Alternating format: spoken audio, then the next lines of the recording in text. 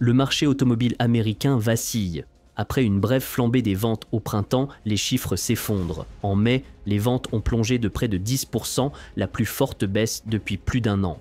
Les clients se ruent dans les concessions, paniqués à l'idée de devoir payer plus cher une fois les nouveaux tarifs de Trump appliqués. C'est la course contre la montre. Mais le problème ne se limite pas à la demande. Aujourd'hui, un véhicule neuf coûte en moyenne 50 000 $. Même une voiture d'occasion de 3 ans dépasse les 30 000 $.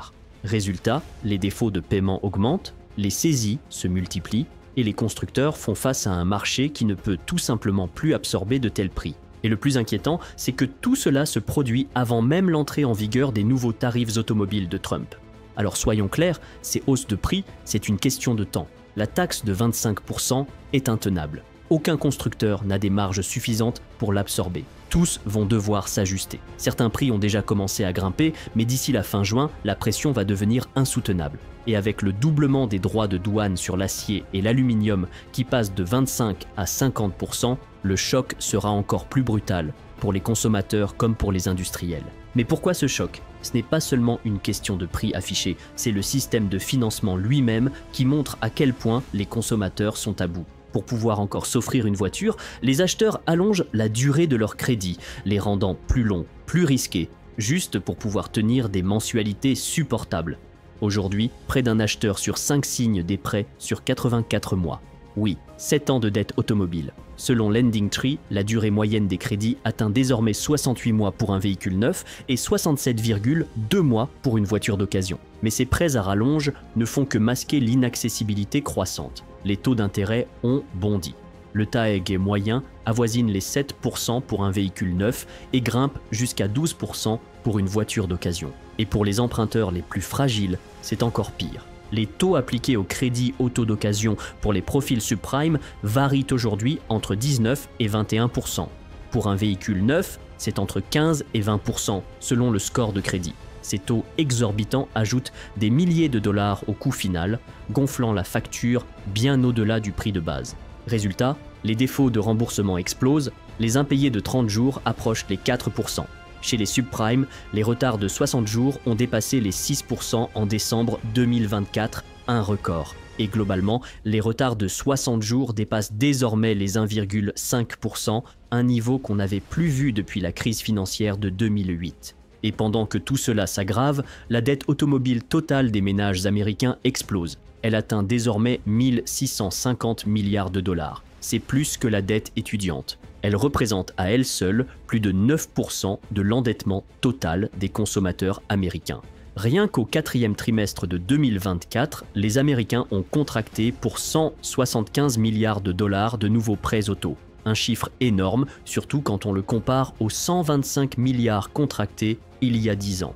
Et les mensualités sont devenues tout simplement délirantes. Pour une voiture neuve, il faut débourser en moyenne 742 $ par mois. Pour une voiture d'occasion, c'est 525 $. Des montants qui poussent de nombreuses familles au bord de la rupture. Début 2025, le marché automobile américain a encaissé un double coup dur. Le 3 avril, le tarif douanier de 25% sur les véhicules importés est officiellement entré en vigueur. Et il s'ajoute à un autre tarif, celui sur l'acier et l'aluminium, lui aussi fixé à 25%. Ces mesures ont provoqué un sursaut immédiat. Les ventes de voitures ont explosé à court terme, les consommateurs se ruant en concession pour acheter avant la flambée des prix attendus. Résultat, en mars, les ventes automobiles ont atteint leur plus haut niveau depuis 4 ans. General Motors a même enregistré une hausse de 17% par rapport à l'année précédente. Mais cette frénésie a rapidement vidé les stocks. Les inventaires des concessionnaires ont chuté de plus de 10% et le délai moyen d'approvisionnement est passé de 91 à 70 jours. Puis, en mai, la demande s'est brutalement évaporée. Les ventes mensuelles ont plongé de près de 10%, atteignant un rythme annualisé de seulement 15,6 millions de véhicules. C'est la plus forte chute en plus d'un an et l'une des pires baisses mensuelles depuis les confinements du début de la pandémie. Et l'effondrement ne concerne pas que les voitures finies. Du côté des importations, c'est un véritable crash. En mai, les importations de véhicules par voie maritime ont chuté de 72,3% sur un an. Seulement 3600 voitures ont été débarquées dans les ports américains ce mois-là, contre plus de 13 000 l'année précédente. Et ce n'est pas tout. Les tarifs douaniers de 50% sur l'acier et l'aluminium risquent d'augmenter le coût d'un véhicule neuf de 400 à 3000 $, selon les modèles.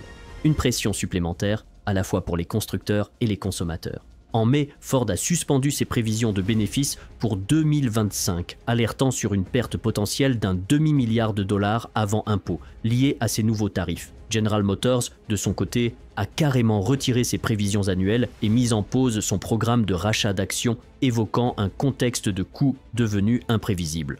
En résumé, les tarifs ont provoqué une ruée éphémère, suivie d'un effondrement brutal de la demande, de la perturbation des importations, d'une hausse des coûts de production et d'une pression énorme sur les marges des constructeurs. Et malgré tout le discours nationaliste autour de ces politiques, même les voitures dites « Made in America » ne sont pas épargnées. L'un des arguments les plus répandus pour justifier ces tarifs, c'est qu'il suffirait aux Américains d'acheter des véhicules nationaux pour éviter les hausses de prix. Mais cette idée est tout simplement une illusion. Prenez le Ford F-150, souvent présenté comme le véhicule le plus patriote des États-Unis. D'après la National Highway Traffic Safety Administration, seulement 32% de ses composants sont fabriqués aux États-Unis ou au Canada. Autrement dit, 70% de ce pick-up, des composants électroniques jusqu'à la transmission, viennent de l'étranger. Et ce n'est pas un cas isolé. Même Tesla, qui aime mettre en avant ses usines américaines, ne peut pas échapper aux chaînes d'approvisionnement mondiales. Le modèle Y a été classé véhicule le plus américain en 2023 par Cars.com, mais il contient tout de même environ 30% de pièces étrangères. Et pour les véhicules électriques, en général, la dépendance est encore plus forte. Les cellules de batterie et les matériaux critiques viennent en grande partie de Chine et de Corée du Sud. L'assemblage final se fait peut-être aux États-Unis, mais les composants clés, notamment les batteries lithium-ion, sont profondément ancrés dans des chaînes d'approvisionnement internationales. La réalité, c'est qu'aucun véhicule grand public vendu aux États-Unis n'est 100% américain. Selon les données de la NHTSA, un véhicule assemblé aux États-Unis contient en moyenne environ 50% de pièces étrangères. Et ce n'est pas qu'une question de proportion. La complexité de l'industrie automobile rend presque impossible l'identification de l'origine exacte de chaque composant. Un simple élément peut être constitué de plusieurs sous-composants fabriqués dans différents pays. Mais une fois assemblé ailleurs, il peut porter l'étiquette « Made in » d'un seul pays. Dans cette concession automobile en particulier, environ 30% des véhicules sont assemblés aux États-Unis. Pourtant, leurs pièces viennent des 4 coins du monde, ce qui signifie que tous ces véhicules sont affectés par les nouveaux tarifs. Prenons un exemple concret. Une voiture vendue 77 000 $. Une taxe de 25% sur ce prix représente près de 20 000 $ en plus. Et lorsque les tarifs s'appliquent non seulement aux véhicules finis, mais aussi à tous les composants importés qui les constituent, l'impact est généralisé. Cela touche non seulement chaque véhicule neuf sur le marché, mais aussi la fabrication, la réparation automobile, le marché de l'occasion, le marketing, absolument tout. Et il faut le souligner, ces tarifs ne renchérissent pas seulement le prix des marques étrangères, ils augmentent le coût de tout le marché, y compris les véhicules qui semblent être principalement domestiques, mais ce qui se joue ici dépasse largement le secteur automobile. L'effondrement du marché de la voiture n'est pas un événement isolé, c'est un signal d'alerte pour l'ensemble de l'économie américaine. Les consommateurs sont à bout de souffle. L'indice de confiance des ménages de l'Université du Michigan est resté à l'un de ses niveaux les plus bas depuis 1952. Malgré les discours sur un prétendu apaisement commercial, l'inquiétude financière reste omniprésente. Et comme on l'a vu, avec la hausse des défauts de paiement sur les crédits auto, on ne parle plus seulement de difficultés individuelles. C'est un risque systémique. Avec 1,650 milliard de dollars de prêts auto en cours, une vague de défauts de remboursement ne touche pas que les emprunteurs. Elle menace directement les institutions financières, banques, coopératives de crédit, organismes de prêts spécialisés, investisseurs en titres, adossés à des actifs. Et si ces pertes continuent à s'accumuler, les prêteurs pourraient resserrer l'accès au crédit. Ce qui rendrait le financement plus difficile, pas seulement pour les voitures, mais aussi pour les appareils électroménagers, les petites entreprises, voire les logements. Et pour ceux qui espèrent encore trouver de bonnes affaires, oubliez ça, l'époque des financements à 0%, des grosses remises en concession, c'est fini. Les constructeurs sont désormais bien plus prudents sur leur volume de production. Ils doivent composer avec l'explosion de leurs coûts et même s'ils évitent de dire qu'ils répercutent ces hausses sur le consommateur, c'est exactement ce qui se passe. Il n'y aura plus les promotions d'autrefois. Et cette tension n'épargne pas l'industrie elle-même. Le secteur automobile représente environ 10 millions d'emplois aux États-Unis, répartis entre les usines, les fournisseurs et les concessionnaires.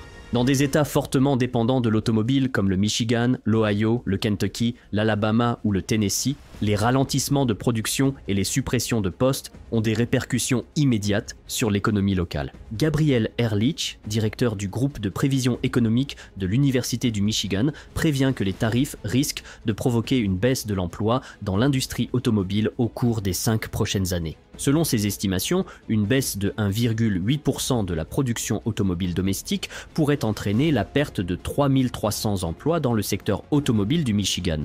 Mais ce n'est que la partie visible, car à chaque emploi perdu dans l'automobile, environ 3 autres disparaissent dans d'autres secteurs, ce qui pourrait porter les pertes totales à 13 300 emplois.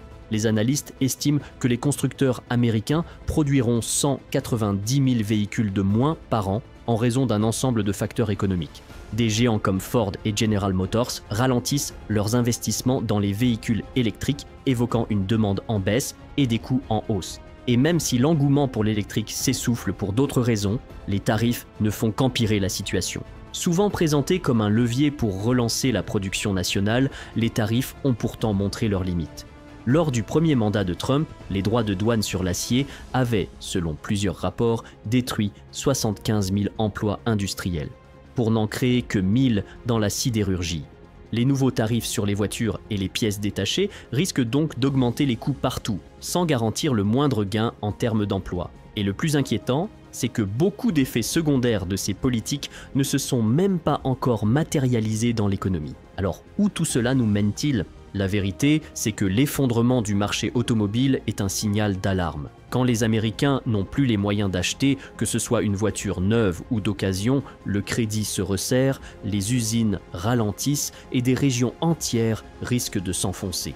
Le système tout entier montre sa fragilité extrême. Et ce qui se passe dans l'automobile n'est peut-être que le premier domino. Mais si j'ai tort, et que c'est ça un signe de solidité économique, alors imaginez ce qu'il se passera quand l'économie faiblira pour de bon.